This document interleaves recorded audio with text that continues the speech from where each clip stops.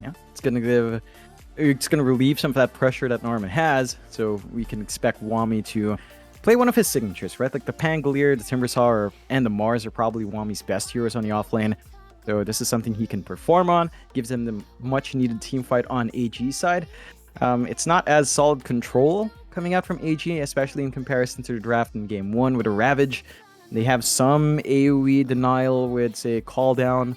I think, again, a lot of this is going to be boiling down to Norman to steal some good spells to set up, especially that Grip, as I think control is the one issue they are lacking. At the very least here, AG doesn't have to, well, I say they don't have to worry about direct Pango counters. The Bane is still there.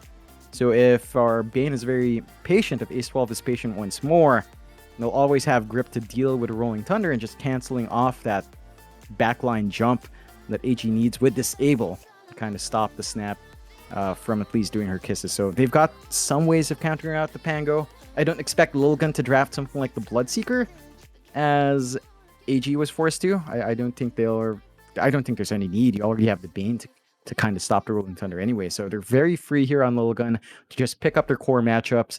Monkey King likely are safe, so just kind of need a mid here and hold out to see what AG does do for their safe lane, because again, the Gyrocopter is very nebulous here. They go with a Puck, so that is your mid matchup against the Quap.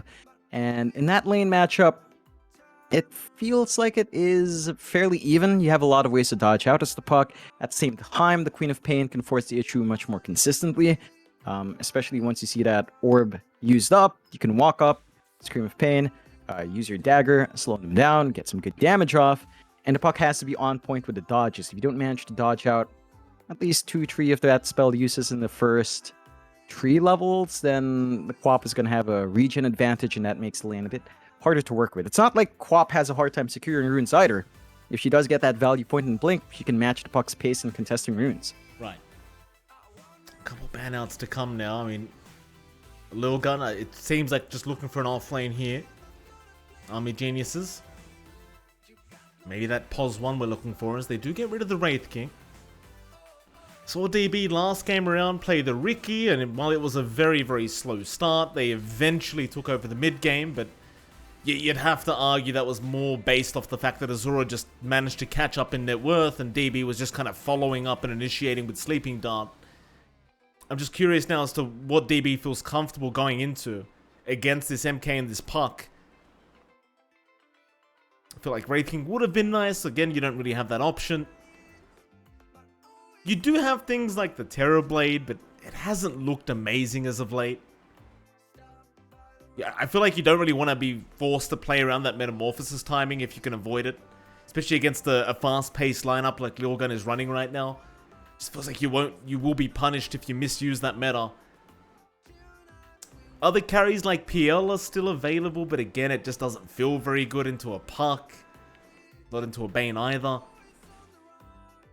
I mean, Lilgun's draft looks pretty solid right now. It's quite hard to know where you can go with a pos 1 for AG.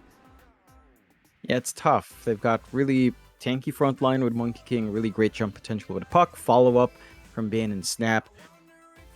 I don't know, I feel like a Lifestealer makes sense in terms of at least forcing out a grip choice between Pangolier and Lifestealer, and you kind of don't care for the Puck until Puck gets Ags up, so you can kind of deal with that with a Rage, but it doesn't feel like the Monkey King matchup is too good for the Lifestealer. They go with the Luna instead, which is something we've seen DB play a lot of as well. So they have great push coming out, they have decent team fight, they have some great flash farm potential to hit a mid-game spike. Lane as well isn't too bad. Luna Gyrocopter doesn't sound too bad at all. You have decent magic damage coming through from both heroes. You've got a decent amount of mini stunts as well with Luna Gyrocopter. So you can actually look to play that lane aggressively, and I think that should allow AG to have a much smoother ride for DB in this lane. His Riki lane was just not great. Lilgun go with the Faces Void though. So 4-2-3 Void, 11 Monkey King on the off lane. They've got Kisses combos with the Chrono. I'm keen to see how much 4-2-3 can get done. You don't have a great counter from AG for the Void. It's not like you have the Oracle. It's not like you have Avenge for swap, or even something like something to disarm him naturally from outside. So you should get some good value here from the Void. That will just limit Lilgun's movements down with this pause 1 to around Chrono. But by the late game when the Void is ready to fight, it's not the longest cooldown, so you can kind of temper yourself quite fine, maybe by, say, 25-30 minutes in. Well, give it to me, Jonathan. Game number 2. You can see the drafts in front of you right now, John. Lilgun, Army Geniuses. Are we going to a game 3, or is this going to be a 2-0 victory here for Lilgun? It's hard to say. I think on paper, draft-wise, Lilgun does have the better draft, like outright. They have Kisses Chrono, they have great lanes coming through. There's no direct counter picks from AG to stop, especially that Void. You might say there's maybe counter synergy with Chrono and Wukong's, and there is, but I don't think it matters too much. As long as you have your Snap and Bane outside, maybe even your Puck, you're kind of fine with that. And I think for AG, like on paper, this draft isn't that good, but they always make this Gyrocopter support work, and it's a Norman Rubik. So going against that feels really hard. I guess removing the players, I would say Lilgun does have the better draft, and if they play to their strengths, hit their proper timings, they should be able to take this one a little bit more smoothly compared to game 1. We'll see how it does go, John. We're going to get into game number 2 between Army Geniuses and Lilgun. And again, I suppose even if you do not end up winning this for Army Geniuses, you've got the last chance decider. They're still not out of it yet, where everybody's getting a chance, or even a couple chances here in this qualifier, just to make sure we get the best of the best teams in SCA right now. And you can already kind of look at the stack of teams we have on Liquipedia, John. It's looking very spicy thus far. Just need our final teams today. Very exciting. Oh yeah. And if you are AG or Lilgun, I don't think you'd want to face off against either of the ones that could be in that last chance decider. Either Team Orca or Yangon, and Yangon is just such a wild card team. You wouldn't want that risk. I think Lilgun's going to look to solidify their position. AG's going to be fighting tooth and nail to stay in, and 10k already. All right. Look what Bruce is doing, John. He loves this spot. He's doing it again, John. Yes. There you go. He's cut it out. No, not quite. He stopped. Yeah. Good try, Varish. What's up with Varish trying to call out their MMRs too? 10k already, 423 Dota 2, 8.9k. It's like, alright, that's still pretty high, Varish. I mean, 10k would be nice, but you know, it's just a number. MMR is just a number, Mike. Only 8.9k. How embarrassing, Varish. You step up your game, sir. I mean, in front of the viewers we have and everything. I mean, we're all 9k players minimum here, Jonathan. You know that. Absolutely. That's what we are. See if that 9k does come into play with our analysis. Lots of pressure on me now, Mike. Gonna be an even trade, though. Not gonna force the issue here. Keen to see how the lanes break out. I think the one lane that's always gonna be fun to watch is Norman's Rubik lane, right? Like, you've got Norman the Rubik, you've got Wami on the Pango. They're gonna be up against 423 on that Void, and Ace 12 on the Bane. The Void lane's definitely much more passive. You can be aggressive if you get a good bash, jump in, try to hope for another bash. You've got some good damage coming through with a Brain Snap and the Nightmare, but you have to respect the output as well of AG, especially Norman with a good telekinesis back. He's got the Fade Vault ready. Wami, once he has level 3, level 2 Shield Crash, level 1 Swash, it's going to be a lot tankier to try to melt down. And for a Void, we always talk about this, Mike, but in lane, your Time Walk level 1 to even up to level 3 is a pretty terrible cooldown. 24 seconds at level 1. If your trades don't go well, you're going to be easily punished when that spell's down. Oh, absolutely. It'll be very rough for 423. He's just going to be very wary of that. But I think just based off the lane matchup, chances are he's probably going to be relatively fine. Be able to get those initial levels up. See how good of a job Narman can do here against the Void. But he is still going to be against the support of Ace 12 as well. And even if you are a Narman Rubik against the Bane, I would... Yeah, chances are the Bane is probably going to win out. It's just one of those lane dominant supports. Nevertheless, we'll have a look at the other lanes as well. Of course, mid lane, Azura against Sanctity. So the Puck versus Quap matchup does feel very favorable towards the Puck. For now, though, Azura doing a great job farming up.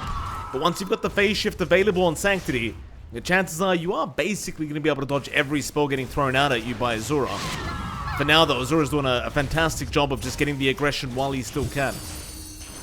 Yeah, it's that point where, you know, as the Quap, you have better right-click damage. You have kind of snappier animation as well. It feels a lot better to trade, but, you know, the Puck can just play around the Orb, play with Phase Shift. Early levels in that cooldown is pretty big, so the Quap can find that opening and just kind of look to harass out. And that's something Sanctity's going to have to be careful about. Of course, you have mobility in both ends, so rune control is going to be very important for both. Sanctity not really winning that right-click trade, though. has to be a bit cautious, but overall it's going to be really even. Oh, Zura. Yeah, Zura, uphill miss. Might have been able to secure the kill had he not missed that one time, but the XD is dropped again by Sanctity. We'll have a quick look at the top lane while we still have a chance. You've got DB on that Luna. He'll be supported, of course, by Varish on that signature +5 gyrocopter. In fact, hold that thought because they are fighting mid again. Azura now the one running away as he was diving. Back to the top lane, though, you've got Kishka and 11 against Varish, and naturally DB on that Luna. John, you might have to talk quickly because they are fighting mid again, but who's got the advantage in that top lane? I would actually say that you have a better time with Lilgun. It's very hard to trade against Monkey King and Snap. They do have good magic damage showing. Level 2, they can play with the Lucent Beam, but you still have to respect the output of 11, especially when he does get the Jingu off. So you're going to be maybe waiting for level 3 to really come true. You do have the Lunar Blessing to amp up Varish's right-click trades. It does hit pretty hard with that aura. But you've got the Blightstone on Kishka, so every single time he comes into trade with Will Shredder, chances are Snapfire is going to win that right-click exchange every time. Well, thank you for that, Jonathan. Top lane 11.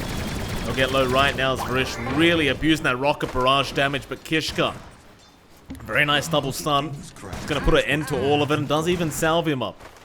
So Kishka kind of just saving the day there for his monkey. Thing is, though, DB not really having too bad of a time this laning phase. It's like that pressure you mentioned from Varish is starting to kick in nicely against Lilgun. Then again, though, he's not exactly farming the best either. I mean, he is still going to find himself behind the Void. 4-2-3 still having a better time across the map. And speaking of that bot lane, it doesn't seem like the pressure's really been applied to 4-2-3. And even with those early levels in Time Walk, even with that high cooldown, 4-2-3, he doesn't seem too concerned by it.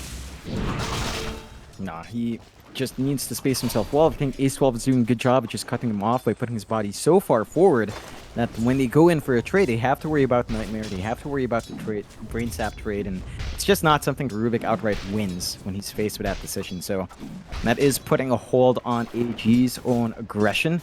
I think the best bit of news for AG is really just that mid lane. Azura is starting to really pull ahead in comparison to Sanctity as the levels pile on, 18-7 compared to our puck at 16-5. Having a little bit of an edge, might hit that level 6 a bit faster and could look for that rotation with a Sonic Wave up and running once that is ready at level 6. I think that's going to be the point where AG is either going to commit for a fight on mid with a rotation. I think Narman with Rubik can get that control off for the team, but it's also kind of slow in the side lane, so they might just want to keep it stable and not give that opening for any of their cores to fall. Still first blood yet to be drawn. Varish, though, has been jumped top lane as 11 does land the Jingu with the Boundless Strike, and there's your first blood. 11, but he was struggling just a little bit, but eventually does get the kill with the setup from Kishka. And that'll make life very hard now for DB on that Lunar, as he's still just struggling to get that initial farm to be able to rotate into the jungle. Definitely a great start, though, for Lilgun. Yeah, I think the issue for Varish in that lane is that every single time he's going to try to go for a homing missile, you're counteracted by Snapfire, and that little Shredder just melts, and now DB alone. Yeah, they've got the Boundless to set up as well, or rather ensure the kill, and well, 11, he's going to find his second of the game. Kishka able to set up a second time, and well, that's really bad news now for Army Geniuses. I mean, you were talking about how powerful this top lane could be from AG, but it seems to have just fallen completely apart.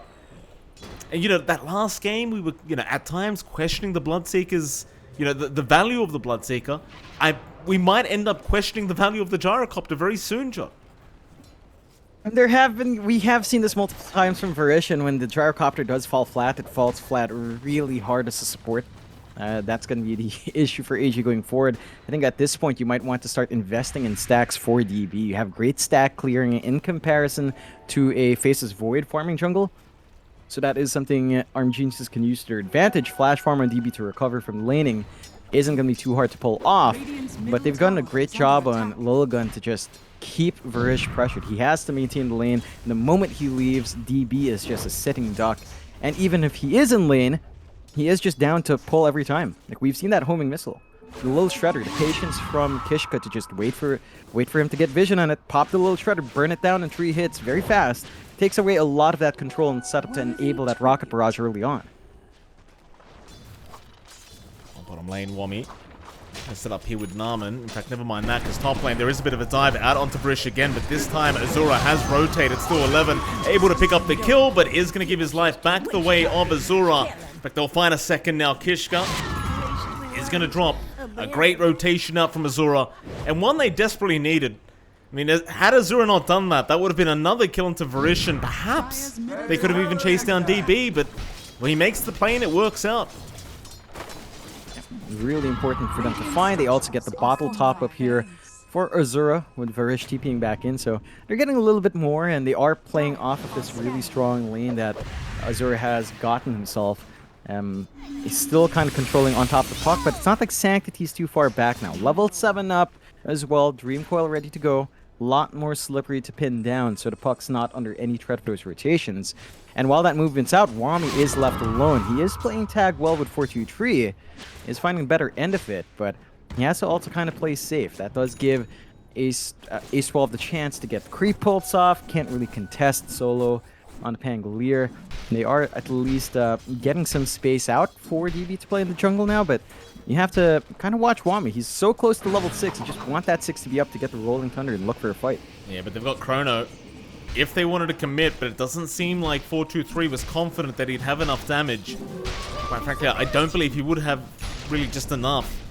So now Wami has hit that level 6 mark and will feel a lot safer. Oh, you could even rotate Azura down. But Chrono is thrown out. And he's going to be targeted. 4-2-3, though, hardly has any damage to throw out, as now the Rolling Thunder's in. But you've got the rotation in from Sanctity. Still Wami will chase down 4-2-3, and the trade will be in favor of Army Geniuses. They got the Void for a support Rubik. You couldn't be happier. And that's massive. And that's Chrono committal as well early on, which most of the time you're okay with, but you lose your Void. It was a very optimistic Chrono. Army Genius just read that like a book. They spaced themselves out really well, and sacrificing Norman to get that kill isn't the biggest deal. So you're going to be very happy with that trade in AG. You force out the movement from the puck as well, dragging her down just to secure that kill. Not finding much else. They do spot out the stacks here though, Mike. They are getting to town to it on the triangle, and that's going to be very painful for DB. He's losing out on a lot of flash farm he could build off of. Very problematic indeed. Wami, though, is going to be there in time to at least get a bit of gold and a bit of XP, but again, it may just cost him his life for this. They've got the coil to make sure, but they don't even need it. Ace 12 to take the kill, and well, in the meantime, at least Azura does find another kill, this time onto Kishka. Still a very favorable trade to go the way of Lilgun. Yeah, they don't mind at all. They took the stacks, they found an off-lane kill in exchange for support. You're not dropping your big cores. Your Void is managing to play in the jungle. Has the Mask of Madness up now, Mike. So he can keep up pace with the Luna's farm to an extent. And it's very well protected in that jungle. No forward vision at all from Army Geniuses in comparison to Lilgun having a couple of wards in that top jungle and already making that rotation onto the triangle. So you're not under pressure here if you are 4-2-3. You are under pressure on the side of Lilgun. Yeah, he's under pressure right now, John. I mean, you had the Fiend's Grip if you needed it, but it looks like they want to try and hold out and save it, but it might cost them Azura. He can't blink away. The time dilation was enough to just hold the Quap down. But boy, oh boy, they really played that one on the edge, just unwilling to commit the Fiend's Grip. I suppose Nama was around the corner, but he wasn't level 6 yet anyway. Top lane. They naturally got Varish on that gyrocopter. Gonna be another kill to go the way of 11. Not really much the gyro can do. I mean, you can fight back with all your spell damage, but chances are you won't find a kill anyway. No, they managed to spread that out. They just clump up. Rocket Barrage, not enough to deal with 2 heroes. Azura's still looking to clean up though. But that tower is set to fall. Sonic Wave's still on cooldown. We'll try for the snipe from Kishka. They do get the space to clear out the bot tier 1, but looks like Azura's not going to get much for that TP in. Oh, DB's been caught out, John. Terrible, terrible news here for the side of Army Geniuses. They don't even cancel the Fiend's Grip in time, so they might at least lose Ace 12, but it's not going to matter because now you've got Varish locked down to boot, so you'll have a secondary kill to go the way of Lilgun. XP. Again, there's just nothing they can do to fight back at the moment. Army Geniuses. You just can't get caught out alone. I mean, on the bright side, Kishka does go down to Azura, but it's just not worth the trade. No, definitely not. Like, you need DB to really get that farm. He's trying to put himself in a forward position on the map because they took that bot tier 1. It's still not the safest area. They had some good vision out from Lilgun, so the punishment does go in. The Ancients are finally going to be cleared out by DB, but it's not a massive stack. And again, the large campus wall already cleared out, so the flash farm isn't quite there. Forcing the issue bot, though. They will be able to find Wami. In fact, they even got Narman. Narman on that signature Rubik, not having the greatest game thus far. And you put it mostly down to the fact that he just can't get aggressive with his team yet. He's definitely been trying to hang around. So they will land the Nightmare and slowly just chip away. Mind you, he does have Time Walk available again. So he could make it hard for him as he does go for the lift Time Walk away. And it looks like he may have been out of range now, but the Prime will spring in. Narman, he is still alive at 11. He will go all the way for that kill.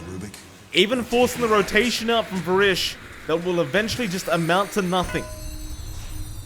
Yeah, it's a lot of sacrifices AG are making. I think at this point, they're just happy to have DB playing that triangle protected. So it's costing them bodies, but your win condition is farming up and is catching up. Not quite ahead on that Luna, which isn't good news. You want that gold advantage. You want to have early items up.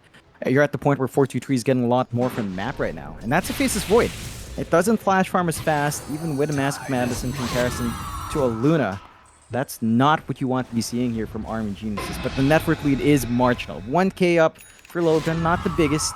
AG still has items they could wait for down the line. Wami could go for his Blink at that point. Blink Rolling Thunder is going to help you out a lot. Still a ways off, but looks like they will start to group up, at least with a Sanj up in Azure. He's a lot tankier in the front line. And they could try to force the issue and maybe take a fight, start invading the jungle a little bit more, because this map space Lilgun has, it's becoming a bit of a problem as this game goes on. I mean, they're going to try now, John. You got a 3-man smoke up here. Azura, he'll be on the front lines. Ace 12, he does have that Fiend's Grip. You've got to be very wary not to get caught by that.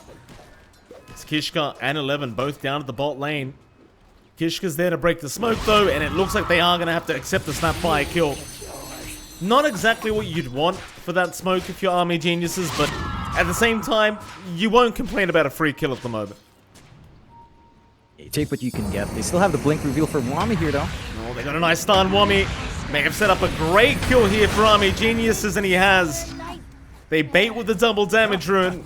That's much more like it here for AG. That's what you want to see happening. Yeah, they get the important kill they need. They're grouping up for the mid, and if they do manage to get the tower down, that's going to open up that invasion into the triangle here. So they're going to force the issue. The heroes from Lilgun are in position to fight back. 11 is around with Wukongs. Could be a bit dangerous if they force it, but tower is dropping low fast here. You haven't got the chrono around either. Like 423, he's hanging across the map, not really interested in defending. And that could come back to bite him later on, but for now, he's just more than happy to just keep hitting away and farm up that Maelstrom. Does have it up. Thing is, DB's done a fantastic job of catching up in net worth. I mean, he's only, what, about 100 gold behind the Void now. Considering his laning stage, it's a great position to be in for DB. Mind you, you are still going against the Void, and chances are you aren't going to have the advantage in that matchup, but well, Army Geniuses, they might make a bit of another comeback in this game number 2. Because keep in mind, Lilgun, they were the ones dominating game 1 for roughly 15 to 20 minutes before the tides turned. Yeah, I mean, if you remember, DB's lane as the Ricky was just non-existent. Like, he didn't have a game at all. Varish was not doing much as the Bloodseeker until maybe about 25 minutes in.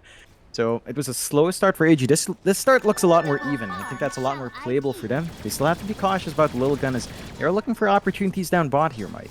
They are. Varish or Wami, that's a much better target. Double damage rune was activated, so Sanctity definitely wants to try and go for a play. He'll find Varish first, so he'll go for the easier kill, but now Wami will be there with the Rolling Thunder to try and make it a little bit more challenging. The end is unable to set up anything, he'll just roll himself out. Just be a kind of a freebie for Lilgun to take. Nothing really else going across the map, so you may as well just go for those support kills. Keep in mind though, Azura now has rotated down bot and Sanctity. He still has the coil up and still has the DD rune. They've locked him down. Azura's gone way too far. And he's going to pay for it. Yeah, that's very optimistic coming out from Azura there. And the beauty of all of this movement out, Mike, is that they've got 2 heroes pinning down the bot jungle. The rest of the team's still playing top. They're still getting farm on the Void and the Monkey King in this jungle. Whereas AG's confined to the triangle, really. Now, that's the only part DB can play. No one else can find any farm in the lanes as well because of this movement out from Lilgun. So even if they're not losing that many heroes, they are losing enough that this is hurting them. And they're losing so much map control that they aren't able to really farm efficiently with Luna. I mean, DB being behind Void is just never good news. As we've said, Luna wants an item advantage. Void isn't supposed to be farming as good as a Luna is, but because of how shut down the map is, AG doesn't have enough room to get DB growing as fast as he wants to. No, if they don't. 4-2-3 again, even with the chrono up, just has no interest in joining these fights. Wants to keep that net worth advantage going his way. So Army Geniuses now looking to get a bit aggressive with this 3-man smoke up. Gonna run right into Sanctity, and he's broken the smoke. They aren't gonna be able to find him out yet, as he tries to make his way out with the orb. And looks like he might just be fine, but the blink might be there from Wami. In fact, never mind that, because the 3-man chrono now is out in the Void, but the Rolling Thunder is gonna make it so he gets no damage off. 4-2-3 is gonna try and run, but Wami has just ruined everything. So they'll throw out the Wukong's command on the backside though, and Azura and Varish will still drop. They might be able to get a bit more. Lilgun, they're going to try. Onto DB they go. Nice boundless strike. DB being stunned up permanently as he ends up going down for nothing. They will still try to fight back, but it is not looking great here for Army Geniuses. There's 11. He'll just keep the chase up on Wami. They'll be a blink away. He may have just gotten himself out in time as Krishka will be able to find him. Still a great fight though for Lilgun. 1 for 3 in the end. You lose the Void, but at least you got the DB, Luna, and the Quap. And those are still big trades to have.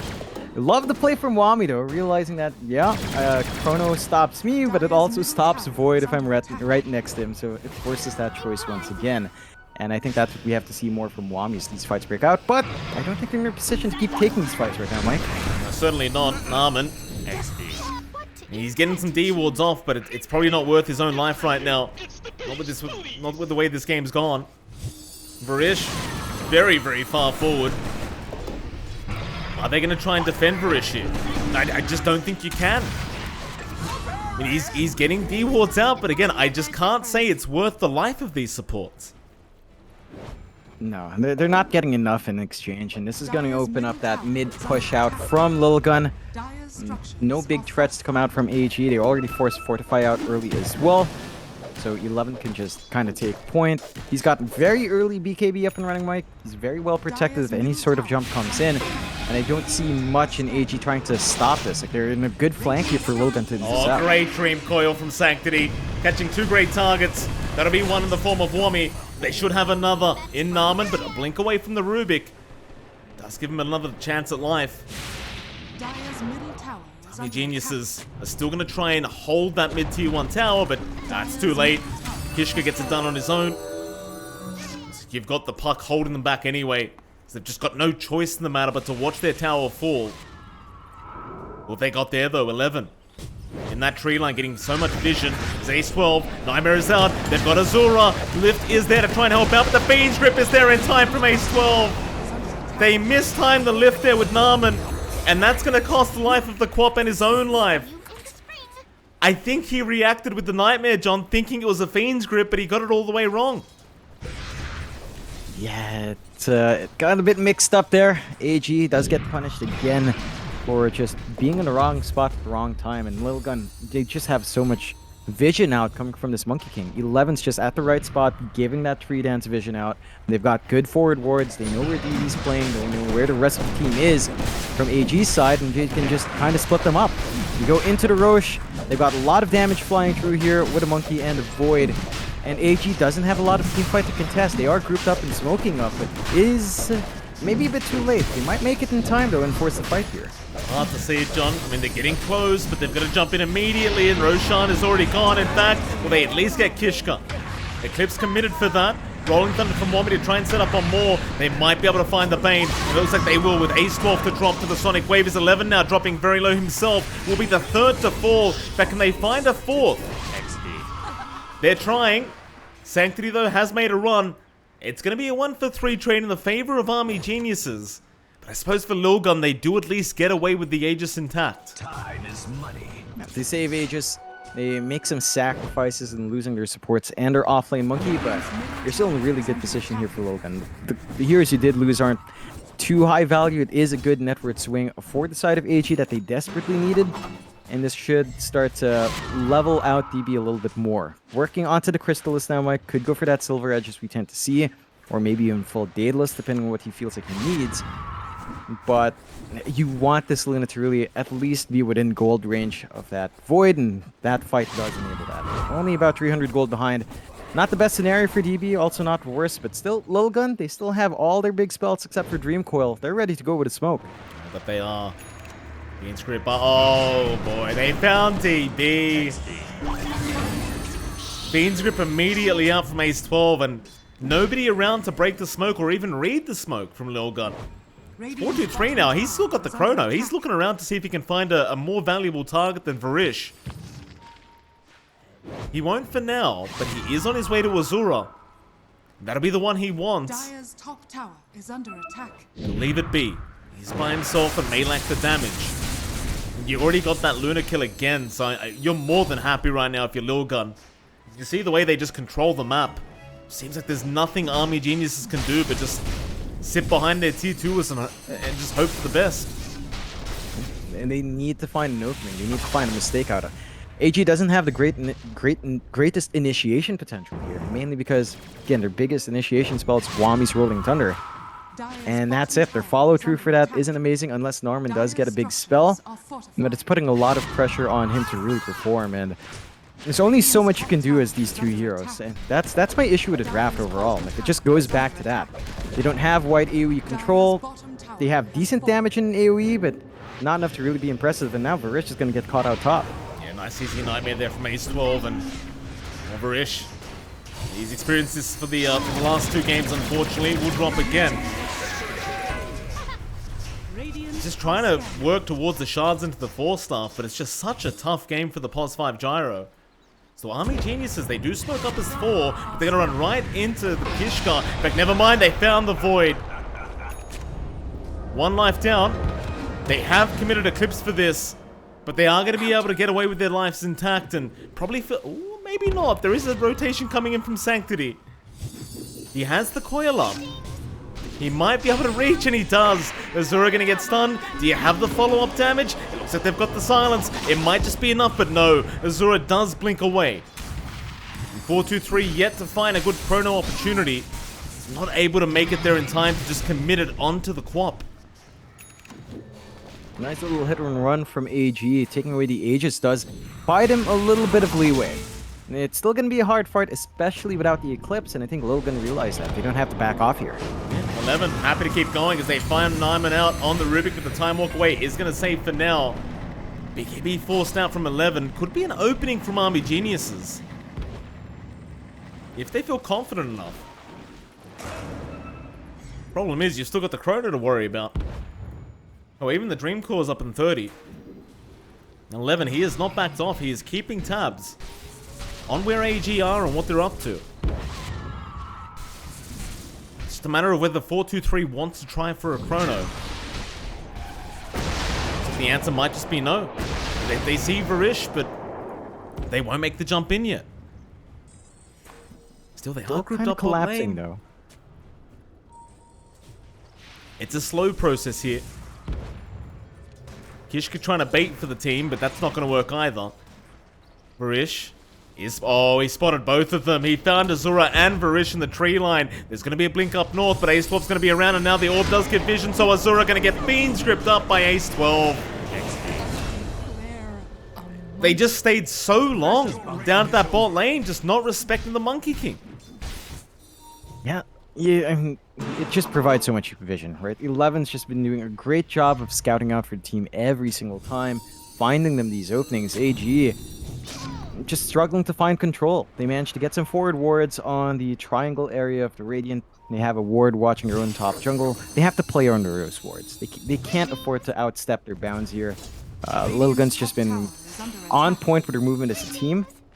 423 is farming under a ward, but he's got his own wards to watch any approach here, so should be fairly safe, but AG are going to force the issue. Gonna try, but again, keep in mind, you've got all the ultis up right now.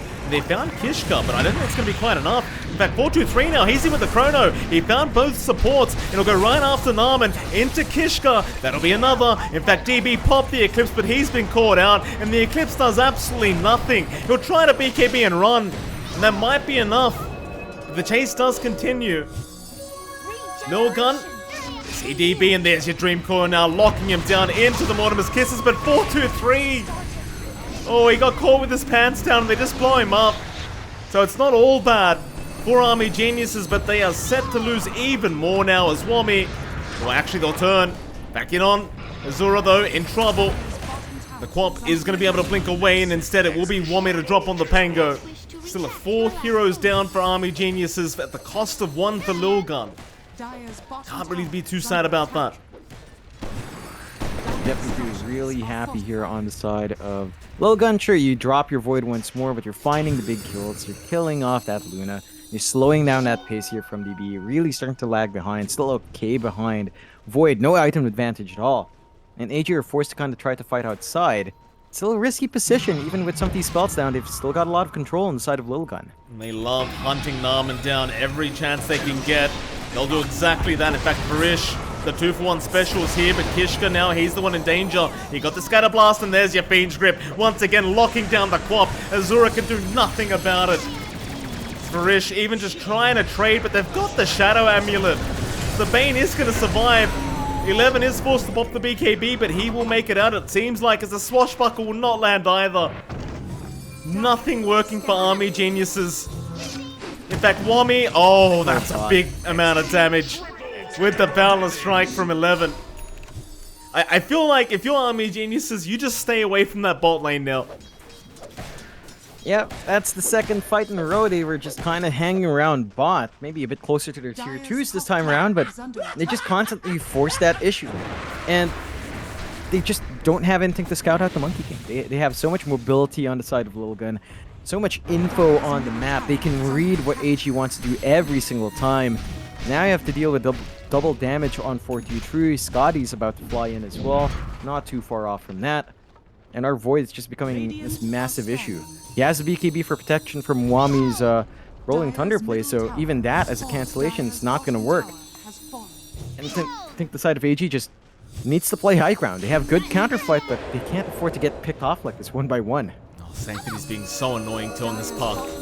You've got that 4.4 second illusionary orb right now, so he could just be so mobile. And it seems like they are just going to indeed just wait for Roshan. You're almost at that Eye of Skadi for 423 to boot, so a big kind of item coming out now for the Void. Make him a hell of a lot tankier. Now I'm going to smoke up as 3. Chrono's up. Ace 12 has Fiend's Grip in 5. It's going to be a counter smoke, a 5-man in fact here from Army Geniuses, but it feels like every time they smoke it's into the Chrono. And Kishka's going to be there to break the smoke, and that might be a nice way to start, but no, he blinks away. They can't catch him, and Wami, he's been spotted out. They do at least get the Monkey King down with the Lucent Beams and the Eclipse. They want to just try and burst him out. 423, he'll throw no Chrono yet. Just using the BKB for now. They will chase. They saw Ace 12 on that Bane. He gets a Shadow Amulet, but they have the dust up, and it looks like it might just be a team fight for Army Geniuses. As Lilgun, not confident to keep going, even with those ultis up. They'll let AG just win this one out, though. 423 now has been spotted by Wami, and the rest of the team is coming down, but Sanctity, he's forced to just jump in and help out. There goes Wami on the Pango. Still more incoming as Narman now. He'll lift up the Bezier Chrono onto Azura. They just want the Quap down, they've got him so easily. Just not even a competition. In fact, now the Coil catching out Narman. Maybe they could deal with 423, or maybe not. He's just gone. Just time walking out. As Sanctity's already on a triple kill. On to Varish we go. That'll be an Ultra. Why not a Rampage? DB's going to try and fight back on the Luna. He's almost got Kish, but not quite. He's forced to just... Oh, and the first hit Bash comes out. A Rampage out for Sanctity. And that is just so sickening. Just sickening. Oh my god, that is so sad for Army Geniuses. That bash on the second hit, it looked like from 423. Man, you pop BKB, you want to get out. It's not even done, Wami. Wami! He's trying, John, but it's a 4.4 second cooldown on the orb. I don't know how you run. He's gonna Rolling Thunder. Sanctity's just gonna chase him. It's a race, John. Wami still trying. Chucks a U-turn, but Sanctity is still chasing. Still the blink away is there now, but the waiting rift up and he gets him. Oh my god. No giving up here for Sanctity as they've got the Rubik as well. Narman just cannot catch a break. Dire's middle tower Army Geniuses are just being torn apart and they just call the GG. They've had enough. Lilgun, they'll qualify through to the BTS Pro Series Season 10, I believe, John. And Army Geniuses, they'll have to try later. Yeah, they're gonna have to play again in that last chance decider, but Lilgun play excellently here in game 2. Game 1, they had a really strong start as well. In game 2, they just solidified that start to finish, not giving any openings out to AG at all. And AG, for their part, they tried to be sneaky. They tried to pull out that gyrocopter support once more.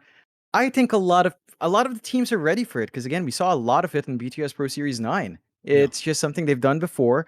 They know that it's going to be a flex. They almost never pick it for the safe lane. They close out for this DB Luna, and it just wasn't enough. Like, they didn't have great team fight on AG side. There was so much pressure on Narman and Wami to set up that it's not feasible for just these two heroes to fight against Chrono, to fight against the Grip, to fight against the Kisses, and counteracting the mobility and vision that the Monkey King and Puck had. So a tough game for AG. Draft didn't help. Lilgun just played really well as well. And I'm keen to see how they do in Phase 2 of BTS Pro Series. Oh, absolutely. Looking very forward to it. Of course, we do have another series coming up, John. Another best of 3 lower bracket final. This time it's going to be between Team Orca and, of course, Young Gun Galacticos. And then after that, we have our final series of the night, the Last Chance Decider. But don't go anywhere. It's going to be roughly a 10-minute wait. Right after that break, we'll get our second series started between Team Orca and Young Gun Galacticos. We'll see you then.